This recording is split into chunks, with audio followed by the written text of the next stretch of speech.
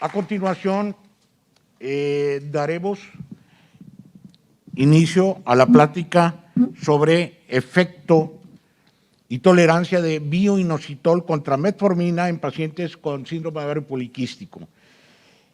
Este estará a cargo de la doctora María Elena Aguilar Mora, quien es médico cirujano y partero por la Universidad de Monterrey, especialista en ginecología y obstetricia por la UMAY 23, avalada por la Universidad de Monterrey en la generación 44, subespecialista en biología de la reproducción, avalada en la UMAY 23, avalada por la Universidad Autónoma de Nuevo León, generación 9, certificada por el Congreso Mexicano de Ginecología y Obstetricia, profesora adjunta de la especialidad de ginecología y obstetricia en el Hospital de Ginecopediatría de Hermosillo, Sonora.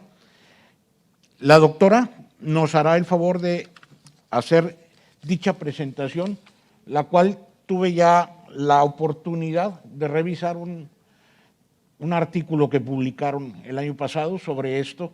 Y bueno, adelante, doctora.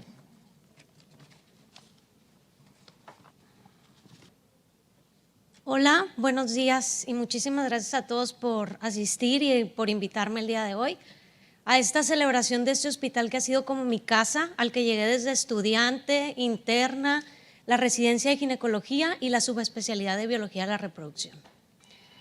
El día de hoy les voy a hablar de este artículo que se publicó el año pasado en la revista de Ginecología y Obstetricia, el cual nos habla del efecto y la tolerancia gastrointestinal del bioinositol versus metformina en el control metabólico y hormonal de las pacientes con síndrome de ovario poliquístico.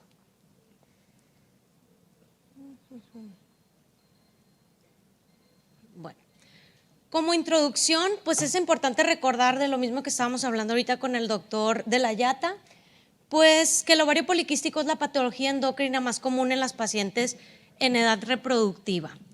Esta se va a caracterizar por una disfunción ovárica e hiperandrogenismo. Es una patología que está determinada genéticamente y se estima que el 50% de las pacientes con síndrome de ovario poliquístico van a presentar obesidad. De estas, hasta un 61 a 75% de las pacientes van a tener resistencia a la insulina. E independientemente de la obesidad, hasta un 31% de las pacientes con síndrome de ovario poliquístico van a presentar resistencia a la insulina. Y como lo comentaban anteriormente, esto es un reto tanto para el manejo como para la calidad de vida posterior de la paciente. La resistencia a la insulina tiene una relación con el hiperandrogenismo y la anovulación mediante la estimulación de la síntesis ovárica y suprarrenal de andrógenos. De esta manera se van a incrementar los andrógenos libres circulantes, lo que altera la secreción de gonadotrofinas a favor de la hormona luteinizante. Por lo cual, la evidencia sugiere que la hiperinsulinemia que se presenta en esta patología tiene un papel muy importante en la fisiopatología del síndrome de ovario poliquístico. ¿Y cómo la vamos a evaluar? Pues esto ha sido un gran reto, el cual pues todavía sigue siendo difícil de clarificar, pero podemos ver que una de las maneras de que podamos evaluar la resistencia a la insulina es mediante el índice de HOMA. El índice de HOMA es un parámetro que ha resultado de gran utilidad en la actualidad para evaluar a estas pacientes y de esta manera determinar quiénes van a recibir tratamiento. El índice de HOMA se obtiene de manera sencilla multiplicando insulina y glucosa y dividiéndola entre 22.5. Y como mencionaba, este es un indicatorio para poder iniciar tratamiento. El tratamiento para la reducción de estos parámetros se han utilizado fármacos que son sensibilizadores de la insulina. Fármacos como la metformina, que es un medicamento que todos hemos utilizado y que sabemos que es de gran utilidad, y el manejo un poco más actual, que es el bioinositol. Sin embargo, sabemos que la metformina nos genera efectos gastrointestinales, por lo cual muchas de nuestras pacientes lo van a suspender, generando esto un reto para el tratamiento y para el manejo actual de la paciente. Y bueno, hablando de lo que es el bioinositol es un fármaco que es derivado de la vitamina B, el cual se genera promueve la síntesis de glucógeno.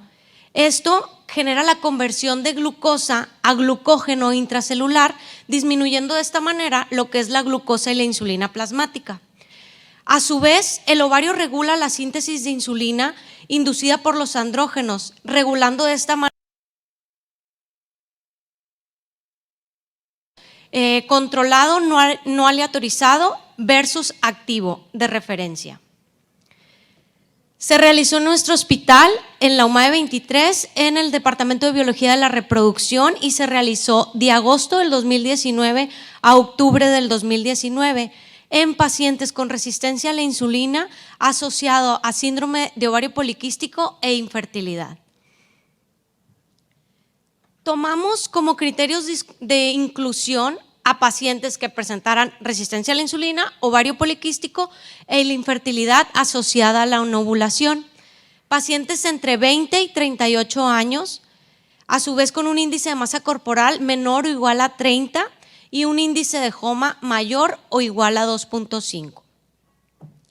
Criterios de exclusión se utilizaron todos aquellos que por sí solos nos podrían generar el aumento de la glucosa y el aumento de la insulina, como son o alteraciones endocrinas, como lo son pacientes con hiperprolactinemia, pacientes con hipo o hipertiroidismo, hiperplasia suprarrenal congénita, enfermedad de Cushing y tumores secretores de andrógenos, así como la diabetes tipo 1 y tipo 2, que sabemos nos van a generar un descontrol a nivel metabólico.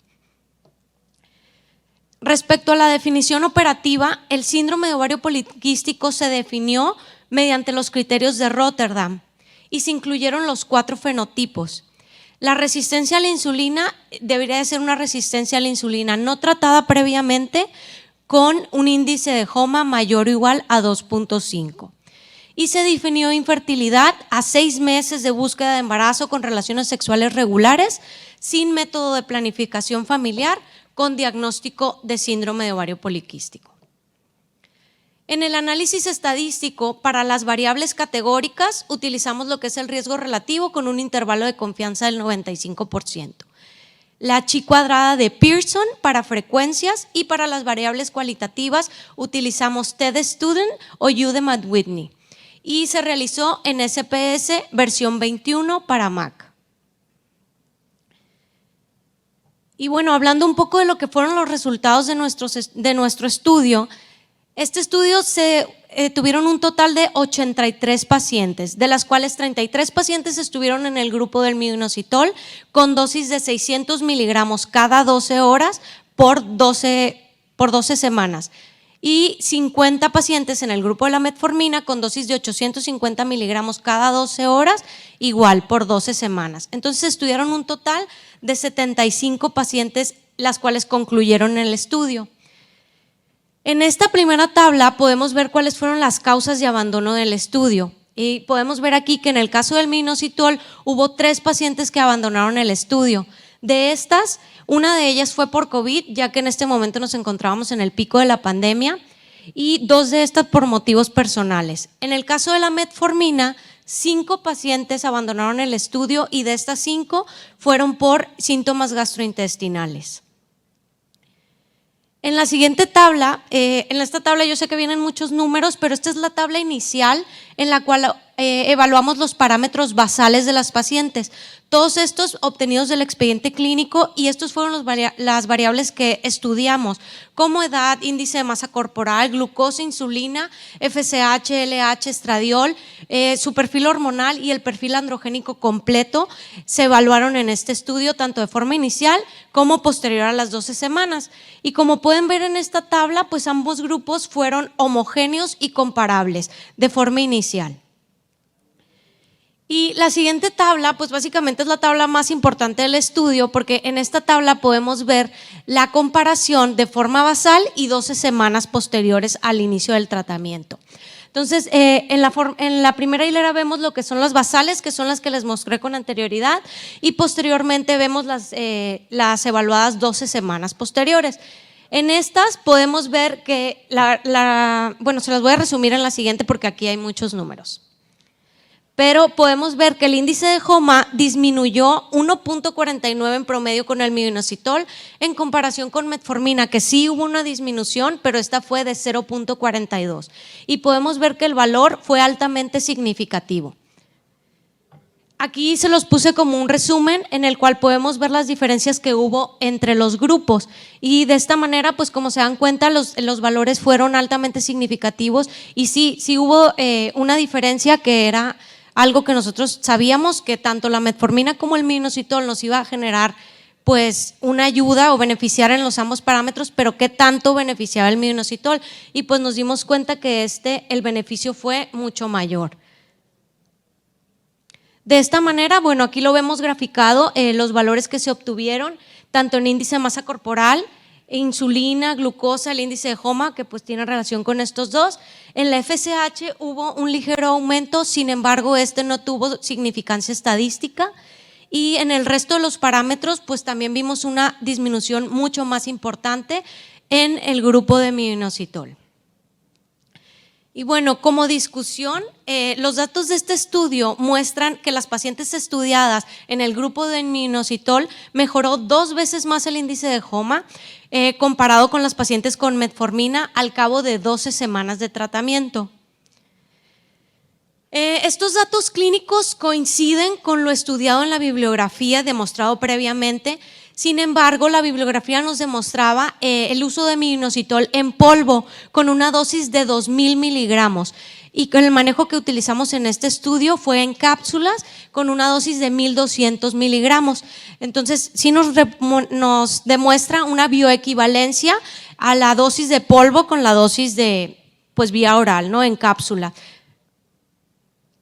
En un estudio de Shockport y colaboradores, este fue un ensayo clínico que reportó 53 pacientes de 18 a 40 años, en el cual también compararon el uso de minoxidil versus metformina y sus efectos en los parámetros glicémicos en el perfil hormonal en un lapso de 12 semanas. Y aquí obtuvieron el mismo resultado que el nuestro, como les mencionaba, en la farmacéutica de polvo y con una dosis mayor, pero fue el mismo resultado con la disminución del minoxidil en los parámetros.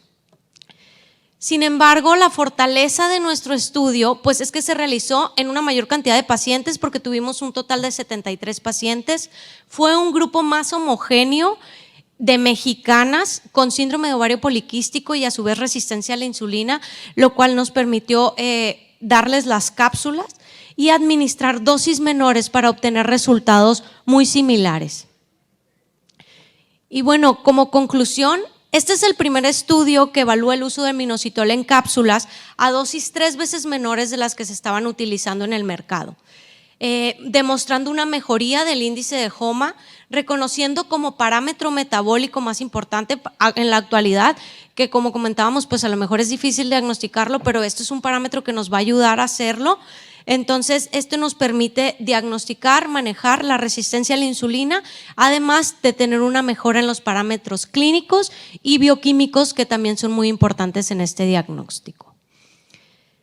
A su vez, se demostró la ventaja con el tratamiento de minoxidil en la reducción del índice de HOMA y otros parámetros metabólicos y hormonales en pacientes con resistencia a la insulina asociada a síndrome de ovario poliquístico e infertilidad, con buena tolerabilidad gastrointestinal, con pacientes que no nos abandonaron el estudio por esta causa y continuaron con el manejo de forma correcta. Y bueno, por mi parte es todo. Quiero agradecerles a todos por su invitación, a los organizadores del proyecto y a todos mis maestros, en especial el doctor Luis de la O, la doctora Castañeda, que siempre me toman en cuenta. Muchísimas gracias por permitirme estar aquí en la celebración de 50 años de este hospital que yo quiero tanto y que, como lo repito, ha sido por años como mi casa. Y bueno, aquí les puse unos fotillos. Muchas gracias. Gracias, doctora. Muchas gracias, doctora María Elena. Pues interesante plática. Agradecemos las aportaciones de todo tu trabajo y te entregamos un reconocimiento, tu constancia como profesor y conferencista de este simposio. Un aplauso para la doctora, por favor.